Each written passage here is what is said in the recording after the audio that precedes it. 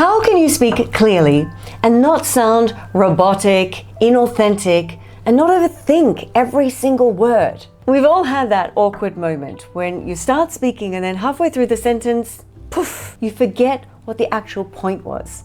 You too? Yeah, been there. I'm Lisa Hugo, and for the past 20 years I have worked with professionals, performers and speakers all over the world, helping them to find their authentic voice and speak with confidence, clarity and ease. And today I'm going to walk you through 9 simple techniques that will help you to speak 10 times clearer and feel amazing doing it. I'm going to break this down into 3 distinct groups: delivery, voice, and cognitive techniques. That's what's happening in that beautiful brain of yours. But first, let's start where I think most people struggle the most, and that's in delivery. Want to sound smarter, more grounded, instantly more confident, and deliver your talk with impact and influence? Of course you do. The simplest and most impactful tool that you can implement then is the power of the pause. Use more pauses when you speak. This is such a simple change that can make a dramatic difference to the way that you are perceived and how your message lands. So many people just keep talking at the same pace without taking any pauses, joining all their sentences together, and when you keep speaking like this without breaking it up, your audience will completely switch off. When you don't pause, all your ideas blur together with your words and your message gets lost. When I pause and I take a moment to reflect, it's easier for me to stay on point and easier for my audience to digest what I have to say. Not only that, but when you take intentional pauses, you sound more confident. In fact, it's going to help you to feel more in control and more confident. Now, the next habit that you can combine so beautifully with the pause is to slow down. Most people, when they get nervous, they tend to speed up. It's a way of getting over it as quickly as possible. It might also be that you don't want anyone to interrupt you, so you go as fast as you can without leaving any space for somebody to butt in. But here's the problem. When you speak really, really fast for a long time continuously, you're creating a repetitive pattern. And any repetitive pattern is either going to annoy your audience or lull them to sleep. When you speak consistently really fast and only fast, your great ideas won't be remembered. So learn to intentionally slow down when something's more serious and you need it to land and not be forgotten. Here's an example for you. Your voice is the greatest communication asset that you possess. When you can learn to use it effectively, it can move people to take action, to believe, to trust, and even love. Feel the difference? Which one landed with more impact? It was the one where I slowed down my speech and I intentionally paused, right? It landed. If you want your point to land, for people to really listen, this is how you should speak. If you don't really care if people are listening to you or not, then by all means, keep speaking like the first example. And this leads me to technique number 3, and that is rambling. You need to learn to speak in sound bites. By that I mean short, concise pieces of information. Remember, effective communication skills are not something which you're naturally gifted with or not. They're simply habits that have been formed over time, and habits can be broken by simply learning a new habit. Now, rambling tends to happen when we don't allow ourselves space to think clearly about what we want to say. We've got so many thoughts that we want to verbalize, and they just keep flowing without any form, structure, clarity, and stops. Ramblers usually use lots of ums, ahs, ands, so's, joining all their sentences together. And this tends to be then the add-on to the lack of pausing and that fast pace. You need to learn to speak in short, concise phrases. Speak to the comma, speak to the full stop. Break down all your ideas into small sound bites of information. For example, this report is due by the end of the week, and Sally, she's still got the artwork to complete, but that's not your worry because you're responsible for making sure that the content is tight and that your ideas are clear and solid. So don't worry about Sally because I'll work with Sally, but I think somehow we need to all come together. What do you think? Oh my God, talking like this will get you nowhere. Now, if I'm honest, I used to talk like this. When I watched my very first YouTube videos, I most definitely rambled. I joined my sentences together with and. I started my sentences with so, and looking back, it made me sound less confident, less clear, and most definitely it was harder to understand my key message. I want you to now listen to this example where I'll speak in clear and concise phrases, speaking to the comma and then to the full stop. And notice the difference. This report is due by the end of the week. Now, Sally's responsible for the artwork. I'll coordinate with her to make sure that she hits the deadline, while you focus on making sure the content is tight and it's delivered with clarity. Now, let's arrange a meeting for Thursday to align and finalize this project. Boom, so much better. This was essentially the same message, but 10 times clearer and easier to understand. Not only do you need to choose your words well, but you need to control the way you deliver those words. Speak in clear, concise phrases. This will make your message land with clarity. Then slowing down over the important points is going to make sure your message is heard. And then pausing is going to create that space for your ideas to be absorbed, while at the same time giving you time to think clearly. When you combine these 3 delivery tools, people will start to listen. Your message will be heard. Okay, now let's move on to your voice. Now, I recently released a podcast with an ear, nose, and throat specialist, Dr. Mark Mueller. I'll put the link to that in the description below. And we were talking about vocal habits and health. You can have good vocal habits, but you might also have bad vocal habits. And I want you to ask yourself, does your voice get tired, sore, or even hoarse after speaking for long periods of time? Do you feel that your voice sounds weak or it lacks power and strength? Do you feel short of breath when you speak? Do you need to clear your throat a lot? Or does your voice even make unwanted breaks? The first thing I need you to understand is that your voice is a muscle. In fact, to create sound, you're combining a series of muscle actions and movements. If you would want to improve the performance of any muscle in your body, you would intentionally warm up and you'd perform exercises designed specifically to enhance that muscle group. Yet when it comes to the voice, we don't think about warming up and exercising this group of muscles unless you've been trained as a singer, an actor, or a voice artist. It's probably not something that you've ever thought about. So I can't recommend this enough. You need to warm up and exercise your voice if you want it to perform at the highest level. And I'm going to share with you the easiest and fastest warm-up routine that will probably feel weird and wacky at first, but it's incredibly effective, and you just need to get over any of those self-conscious feelings that you might have. All right, I call it a lip roll. Some people call it a lip trill or a lip bubble, but it's essentially the same thing. You're going to roll your lips just like this. Okay? Now, once this is working for you, just with the air, you can add the sound in. Now, if you're struggling to get it to work, there is a little secret trick. Just put your fingers on your cheeks like this, as if you've got 2 dimples, and you'll find it easier. You might have to move them around a little bit until you find that perfect spot. Now, once you've got it working, start playing with your pitch. Start slightly higher and then descend.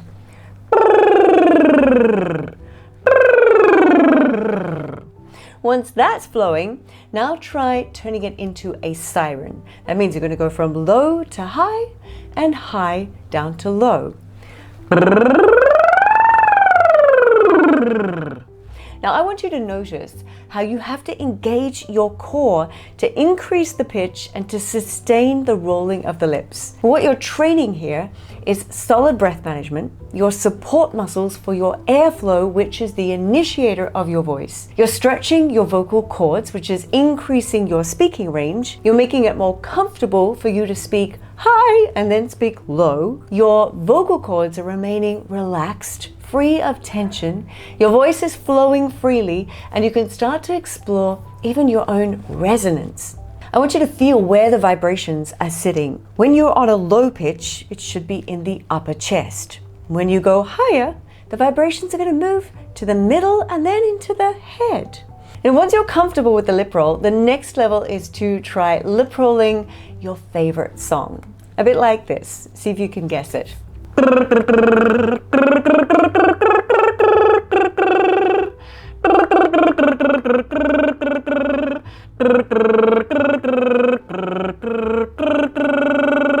Okay.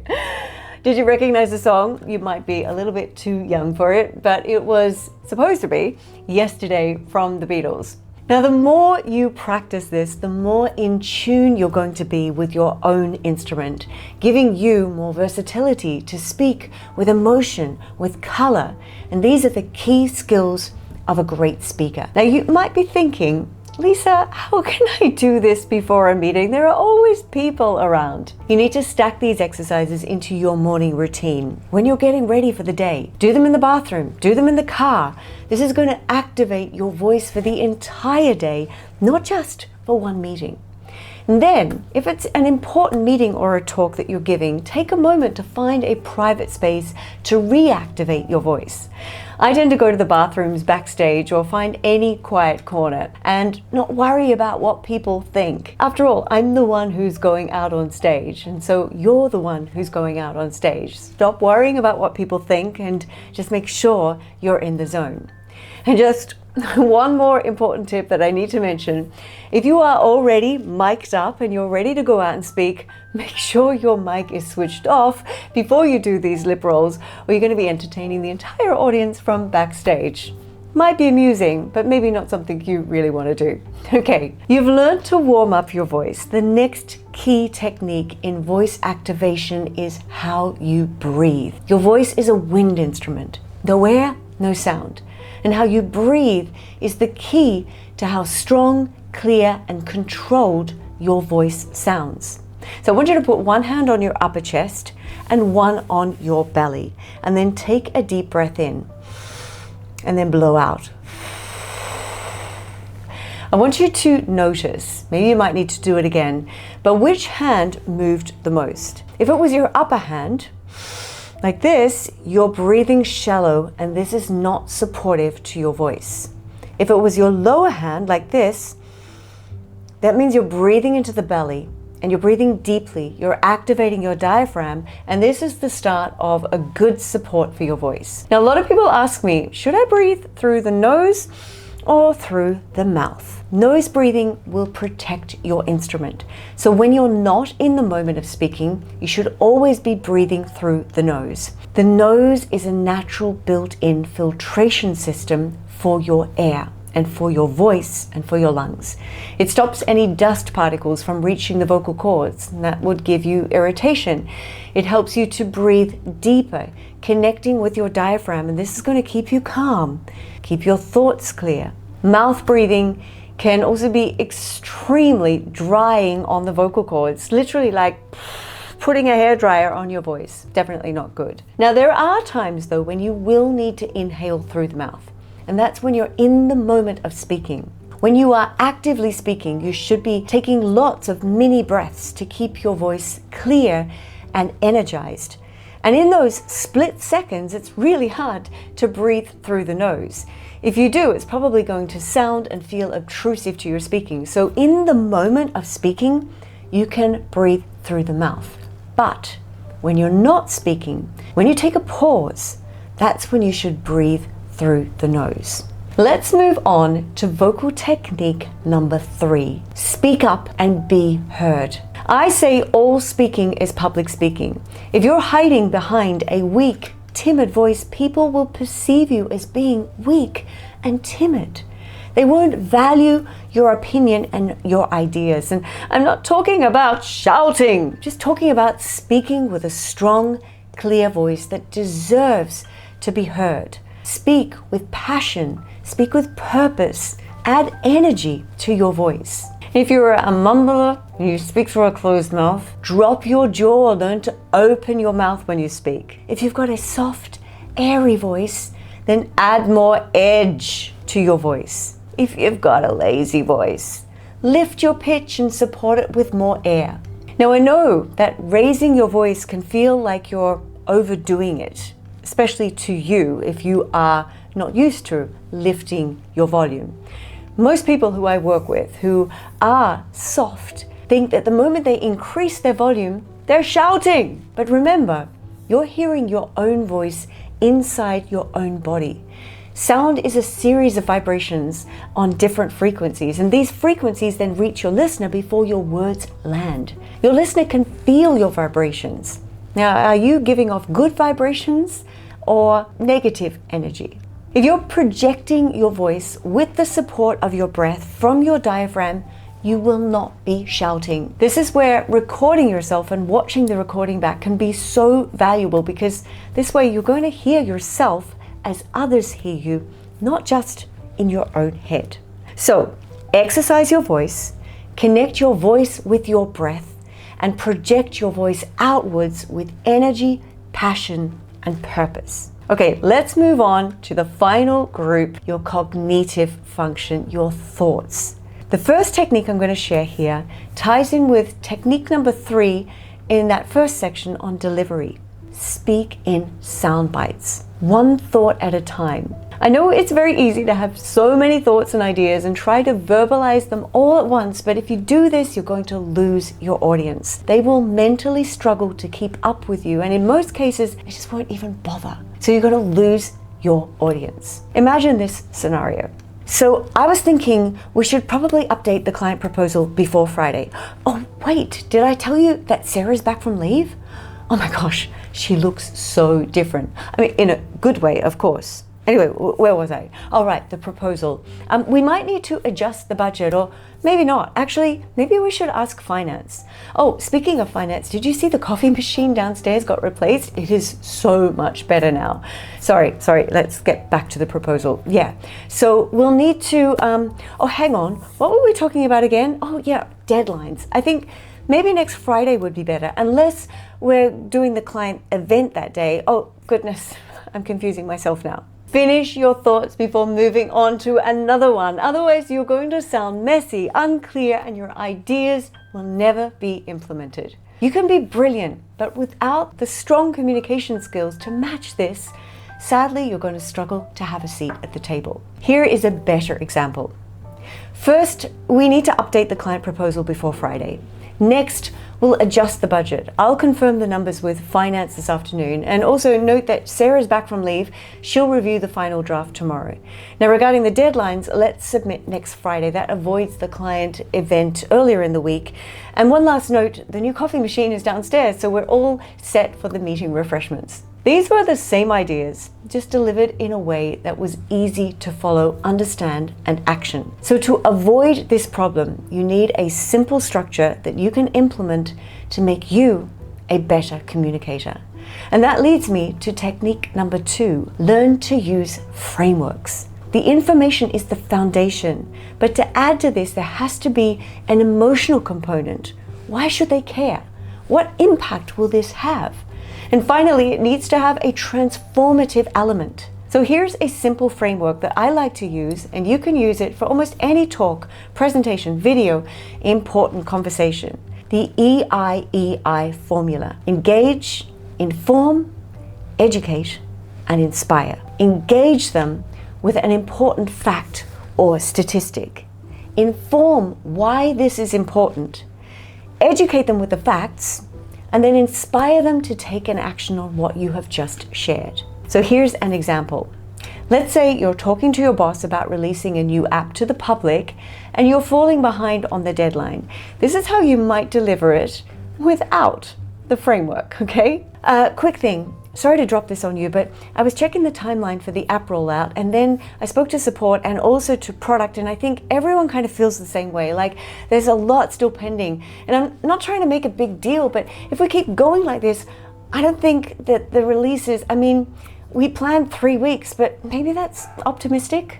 Also, I heard from 2 beta users about bugs. Nothing catastrophic, but you know, it all adds up, and the QA team, they're already stretched, and I haven't actually confirmed with them yet, but I'm pretty sure we might need to add some people. And marketing already teased the launch date on socials twice, so if we don't hit it, well, it's not really going to look great. Anyway, I guess what I'm trying to say is maybe we should think about like bringing in help or shifting something, or yeah, I just wanted to flag it.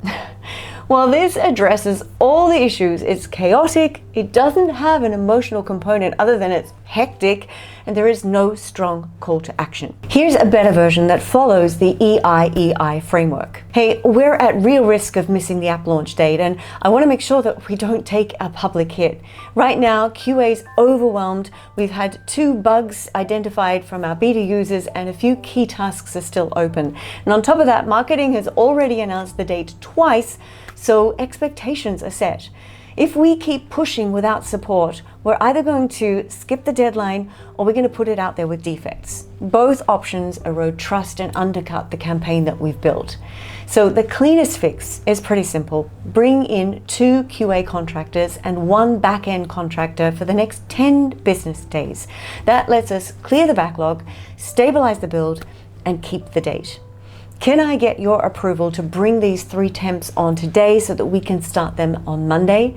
If that's a no-go, then I recommend that we announce a 2-week delay. So which would you like me to move on? This clearly states the problem, engaging from the onset, followed by informing of the issues that have come up. The education section clearly defines what needs to be done. The inspire section offers a clear call to action. If you want to understand this framework, along with how to use your voice and tell stories, I have a free 1-hour training that you can join. The link is in the description below. Just go register. I am sure you're going to find that immensely valuable. Now, the last cognitive habit is to use analogies and stories to get your point across. 63% of people will remember a story, but only 5% remember facts. If you're trying to show someone how to do something and they're not getting it, instead of just repeating yourself and trying to enunciate more clearly, try explaining it in a different way. Use a story or an analogy to get the point across. I remember coaching a brilliant engineer. Her name was Maya, and she asked, "Lisa, why does my voice tire so quickly?" So I gave her the technical version. Breath support is generated through diaphragmatic engagement, which regulates subglottal pressure. If the airflow isn't steady, your vocal folds are either hyperabduct or they don't approximate efficiently, and that creates turbulent phonation and increases laryngeal tension. She blinked, nodded politely, didn't get it. Of course, and I repeated it with the same words, but slower. Then I got the same result. Nothing landed. And that's when I reminded myself, slower isn't simpler. Different is simpler. Okay, Maya, imagine your breath is water and your vocal cords are the nozzle of a garden hose. Now, if that tap is barely switched on, not enough air, in other words, the water splutters. The stream is weak and it's inconsistent. And that's your voice when you underbreathe. It's thin, breathy, and easily fatigued. Now, if you can crank the tap up to that full blast, then you clamp your thumb over the nozzle, too much pressure is going to come out. There's going to be too much of a squeeze, and the hose is going to fight it. Your hand's going to get tired. That's your throat when you push, loud but strained. So what we want is a steady, even flow from the tap and a relaxed, controlled nozzle. So turn the tap on smoothly. That's your diaphragm engaging. Don't choke the nozzle. Keep your throat loose. Then that stream is going to be strong, it's going to be focused, it's going to be sustainable. That's healthy projection. She lit up. Got it. So my tap is my breath and my nozzle is my vocal cords. And I've been squeezing the nozzle all the time, but I've been blaming my breath, the tap. Exactly. That's why analogies work so well. It's visual. You can see the tap, the hose, the nozzle, the flow. It's relatable because everyone understands a garden hose. It's actionable. You can turn on steady breath. You can stop squeezing the throat. That translates directly to technique that's understandable. If you can learn to use this final cognitive technique, you're going to be able to explain complex ideas with absolute ease. These 9 techniques that I've just shared with you have completely changed the way that I communicate and the thousands of clients that I have worked with. But more importantly, they're going to change the way you communicate with others. They're going to change how you show up, how you are received, how people act on what you have to share. Remember, you can have all the expertise in the world, but if you can't communicate it in a way that is understood, that's memorable, that's actionable, your ideas are going to fall flat. They're going to be forgotten, and you're not going to be taken seriously. We've all heard the quote, they may not remember what you said, but they will always remember how you made them feel. So go practice, use these 9 techniques and start implementing them. Record yourself and review to track your progress. This is going to help you to have deeper conversations, to build your confidence, your authority, and become a voice of influence. If you found these lessons helpful and inspiring and you want to learn more, this video here is perfect to help you to implement and action everything that you've learned here. Go click it and continue the path to communication success. I'll see you there.